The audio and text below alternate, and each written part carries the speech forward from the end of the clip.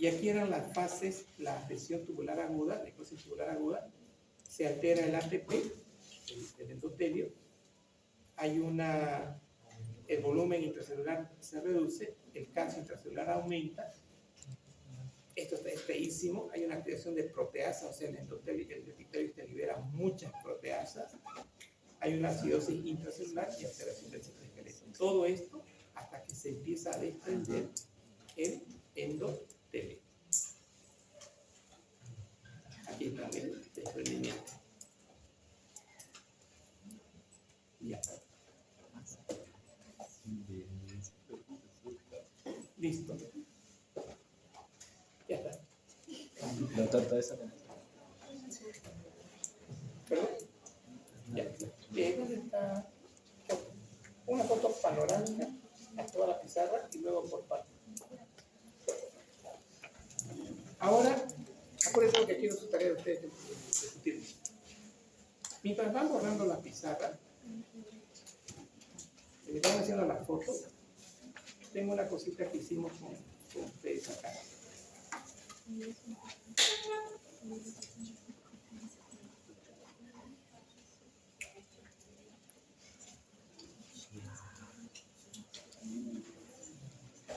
Aquí está. Esto fue lo que hicimos nosotros con ustedes. Insuficiencia renal crónica. En la insuficiencia renal crónica, vimos nosotros ya que el paciente, habíamos dicho lo siguiente. Habíamos dicho de que existen 5 estadios, ¿no? Y la crónica con intervención va a ser estadio 4, estadio 5. Eso tiene que quedar claro. ¿Cuál es el problema de este paciente? Aquí les hice intencionalmente una vasoconstricción exagerada, ¿no? Entonces, en la crónica, en la arteriola, esta es la arteriola aferente y esta es la deferente. Y fíjense que la aferente siempre conecta con el ventrículo izquierdo. En la crónica era glomerulosclerosis, era esclerosis intersticial tubular, todo eso fregaba el riñón por hiperfiltración. Eso fue lo que aprendimos, por proteinuria. Entonces, al final, yo voy a tener caída de la presión glomerular, filtración glomerular disminuida y oliguria. Si yo tengo acá disminución de la filtración, miren lo que anotamos nosotros, automáticamente vamos a tener un aumento del sodio. O sea, si este sodio de acá no se filtra, va a voltear, ¿no? Va a aumentar el sodio, va a aumentar el retorno venoso, vamos a tener mayor gasto cardíaco y eso se va a traducir como hipertensión arterial. O sea, la idea era cómo explicar la hipertensión arterial en insuficiencia renal crónica. Pero por otro lado, y aquí lo que a veces los chipagalos nos confunden, por otro lado, tenemos nosotros una activación del simpático, y aquí hay una flechita.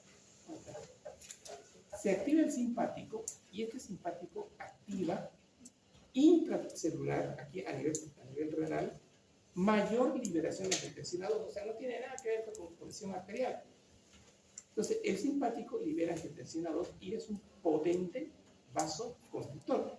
La noradrenalina, que es dependiente del simpático, también es un potente vasoconstrictor, y esto empeora la perfusión glomerular y esas pocas nefronas que estaban se fregan y pasamos de un estadio 4 a un estadio 5.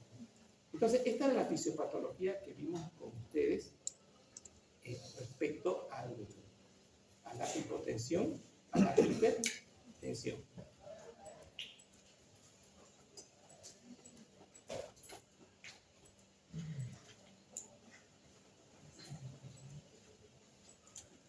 Bien. Este es Gaito. Estoy ahora en insuficiencia renal crónica. La verdad es que es un librazo, Gaito. Aquí dice, concentración de las sustancias en insuficiencia renal crónica están aumentadas en la medida de que el filtrado glomerular desciende. Señores, escuchen. Esta diapo está en la página 1079 del buscador. Cuando pongan el buscador, está en esa página. ¿Qué me enseña? Insuficiencia renal crónica es desgaste, ¿no? Es progresivo. Acá yo tengo, miren, 100% de nefronas. Aquí está todo lo que es la crónica. Cuando yo tengo el 100% de mis nefronas, que es la edad de ustedes, no tengo acúmulo de esto. Cuando yo tengo el 75% de nefronas funcionantes, no tengo nada de estas sustancias que acumulan. Cuando yo tengo solo, miren esto, 25% de nefronas remanentes, siempre hemos hablado de las nefronas remanentes, tengo, miren esto, subida de creatinina, subida de urea, subida de fosfatos, subida de hidrogeniones, subida de sodio que acabamos de ver en el retorno venoso, ¿no ves? Y subida de cloro. Entonces, esta diapo es para que no prendan de demonios. Entonces, tener un daño renal crónico y empiezan a tener subida del potasio, del fosfato, de todo esto, es porque las neuronas remanentes son poquitas. Para Guyton están hablando del 25%. Entonces, en el anterior capítulo, cuando vimos generación de hipertensión arterial, teníamos nosotros subida de urea y creatinina. Aquí ya vamos a tener todo esto alto. Pero ¿qué pasa ahora? Esto lo saqué de una revista que se llama Puesta al Día en Nefrología. Hicieron un experimento ahí, esto es un estudio que hicieron, y miren lo que dice el estudio. ¿Qué dice acá? Estadio 1, 60 ml. No, ahí. Estadio 2, no, estadio 1 es 90, ¿no? Estadio 2, 60, 90. Estadio 3, 60, 30, 60. 30, 60. Y el 4 es 15, 30. 15, 30. Y el 5, 15, 60. ¿Qué dice acá? Niveles del factor de crecimiento fibrográfico 23. ¿Qué demostró este estudio? Aquí cambió el paradigma. El que inventó esto le cambió el concepto, que creo que todavía no lo trae por este concepto. Entonces le dice, voy a explicar cómo se produce el síndrome, el hiperparatiroidismo en insuficiencia renal crónica. Entonces vamos a partir de que cuando tenemos daño del 25%, estamos en estadio 4 o 5, de las nefronas funcionantes. Estas nefronas funcionantes, mejor dicho, en este estadio, los fibroblastos del osteocito, van a empezar a producir grandes cantidades del factor de crecimiento fibrográfico 23. Eso es otro concepto que lo tienen que aprender. Entonces, si yo junto dos conceptos, cuando yo estoy con, solamente tengo 25-30 de nefronas remanentes, voy a tener acúmulo de creatinina, acúmulo de urea, de fosfato, hidrogeniones, potasio, sodio y cloro. Y también mis osteocitos de mi hueso van a estar produciendo grandes cantidades del factor de crecimiento fibrográfico 23. Ahí empieza la historia. Entonces, cuando yo tengo ¿se ve? Cuando yo tengo, y aquí hay una definición que también le saqué de esta revista Puesta al Día en Nefrología. El factor de crecimiento fibrográfico 23, que se abrevia así, es una proteína sintetizada por el osteocito, acabo de decirle. Miren esto, que inhibe la reacción proximal de fosfato. Promueve la disminución de los niveles de 1,25. O sea, tiene dos acciones, es de 1,23. Al inhibir alfa-1 hidroxilasa, se bloquea la síntesis y tenemos ahora paratormona. Y aquí está todo el resumen. Entonces, estamos partiendo que los osteocitos están produciendo intensas cantidades del factor de crecimiento fibrográfico 23, ¿no ves? En el riñón, para facilitarles a ustedes, en el riñón tengo la vitamina D2. En el riñón, en forma fisiológica, se va a convertir en D3 por acción de la alfa-hidroxilasa. Esto es normal. Pero resulta que ahora yo tengo insuficiencia renal crónica y tengo exceso del factor de crecimiento fibrográfico 23. ¿Qué es este factor de crecimiento? Bloquea esta enzima. Por lo tanto, no tengo acceso a la síntesis de vitamina D3. Por lo tanto, hay una caída de la vitamina D3. Entonces, la vitamina D3 la vamos a conocer también con el nombre de calcitriol. Entonces, fíjense ahora cómo empieza la historia. Caída de la función renal, del 5% de nefronas remanentes. Hay una disminución de la activación del 25-hidroxi de vitamina D3, o sea, hay una disminución de la síntesis de calcitriol ocasionado por este factor de crecimiento. Esta disminución de calcitriol, ¿qué va a pasar? ¿Qué va a hacer? Va a hacer que no haya absorción a nivel intestinal, o sea, mejor dicho, que disminuya la absorción de calcio. Y aquí miren esta flecha. Y la caída de calcio va a activar a la hormona, a las paratormonas, y va a liberarse paratormona. ¿Para qué? Para compensar la caída de calcio. Entonces esta paratormona va a intentar absorber calcio del intestino, del hueso, perdón. Va a empezar a sacar calcio del hueso, pero no lo va a lograr en su totalidad. Aquí he puesto número 4, ¿no? Y aquí dice el número 4. Entonces, la disminución de la síntesis de calcitriol va a tener también una acción, vamos a tener acá que esta disminución de la síntesis de calcitriol va a aumentar la producción de paratormona. Y acá, pero el principal gatillante es la caída de calcio. Y acá, la función del calcitriol. ¿Cuál es la función del calcitriol de esta de acá? En las células dice, es regular la producción y liberación de paratormona. En las células paratiroideas, de tal manera que su déficit promueve hiperparatiroidismo. Bien, con esta diapo está desde las 5 de la tarde hasta que llegue acá, haciéndoselas a ustedes. O sea, no estaba yo mirando el partido, no sé de qué. O sea, alguna vez querían saber qué es lo que hago, eso hago. Terminé mi turno a las 7 de la mañana, no dormí más de 1 hora, trabajé un poquito en la mañana, descansé un poquito y a las 5 ya estaba trabajando con ustedes. Entonces, si yo le pongo el hombro, pongan el hombro, ¿no? Es 50 pesos.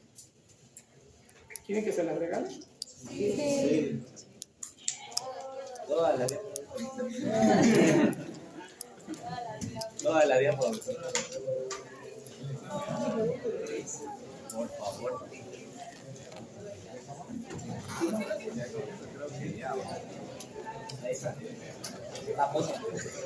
Esta diapo de acá no se la voy a regalar porque la tienen en Gay, 1079.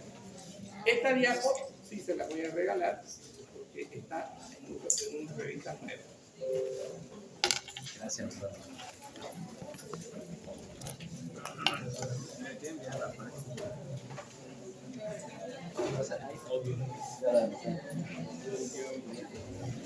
Esta diapo es la clave. Esta no. Esta es una diapo que saqué de lectura. Miren, ¿qué dice acá? No sé, doctor. Pero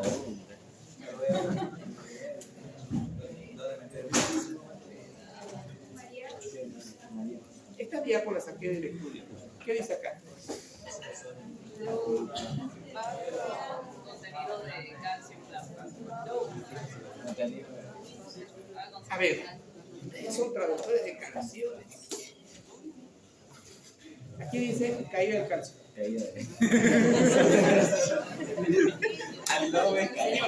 Miren esto, miren este castillante. Esta es la pregunta del examen ya, en las dos.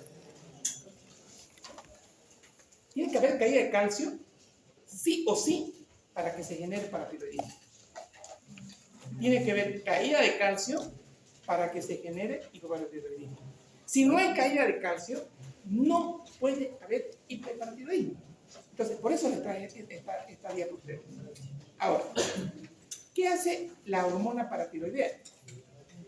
Viene al huesito y la estimula, le produce resorción ósea y este libera calcio y tenga ahora el plasma. ¿Qué hace el riñón? El riñón me proporciona vitamina D3 por la historia de la D3 y la que acabamos de comentar. Esta vitamina D3 me favorece la absorción de calcio, la vitamina D3. Pero habíamos dicho que en la insuficiencia renal crónica nosotros teníamos ausencia de vitamina D3 porque no hidroxila a consecuencia del 13 factor de crecimiento 23. Eso por un lado, ¿no ve? Por otro lado, en la insuficiencia renal crónica hay un acúmulo de fosfatos. Ese acúmulo de fosfatos me estaban produciendo acá, miren, ese acúmulo de fosfatos me reduce la síntesis de calcitriol en forma directa. Y en forma indirecta, yo tenía acá que por sí mismo la misma insuficiencia renal crónica me está produciendo este factor y por dos mecanismos estoy teniendo disminución de síntesis de colesterol. Luego tengo acá caída del calcio, tengo el aumento entonces de la absorción de la falta de eliminación de fosfato me va a generar un hiperparatiroidismo. ¿Ya? Aumento de Es que, a ver, el gatillante es caída de calcio. ¿Estamos? Ya, un gatillante. El otro gatillante, que no tiene nada que ver con fosfato, o sea, calcio, mejor dicho, síntesis de calcitriol está regulada por la fosfatemia. ¿Estamos? Primero, a ver, aprendamos esto primero. Este es un concepto que hay que aprender.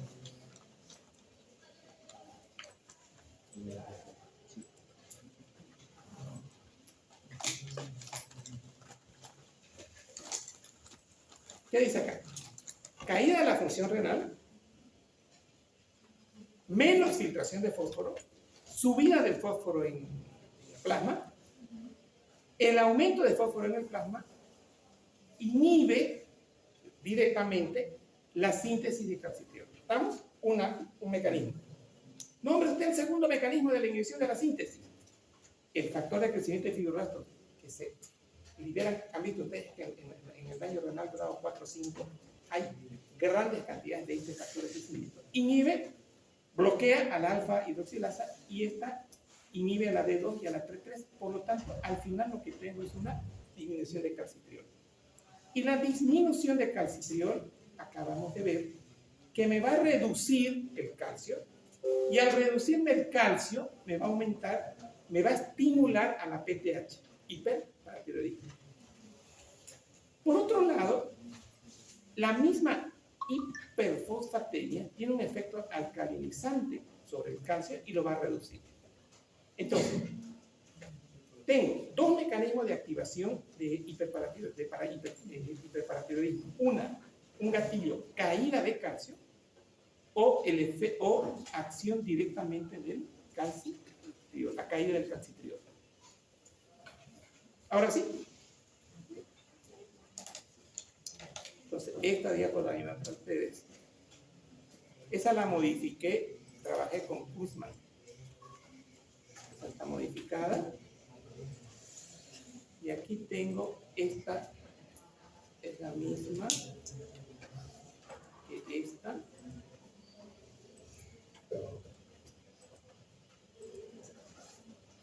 Esto era lo que les di para que lean. Ya está. Esta es clave, ¿no? Es clave. Hay que aprenderla. Listo, jóvenes. Entonces tengo una situación. Ha pasado un mensaje al director de la universidad que los alumnos mañana están de viaje, de paseo. En otras palabras, ¿no? No falta uno que se siente discriminado. Siempre hay alguien que está con problemas. De la misma que se le discrimina aquí, tiene su problema. ¿Por qué les digo esto? Porque cuando uno está con estima baja, yo la duda así, me peló los ojos. Dice, yo le hago así, me empujó. Ese es el nivel de estar a uno cuando está con estima baja. ¿Estamos? Como ha salido esa normativa y no quiero yo vivo en paz, el martes van a dar clase. Pero, agudo, ¿quieres dar clase?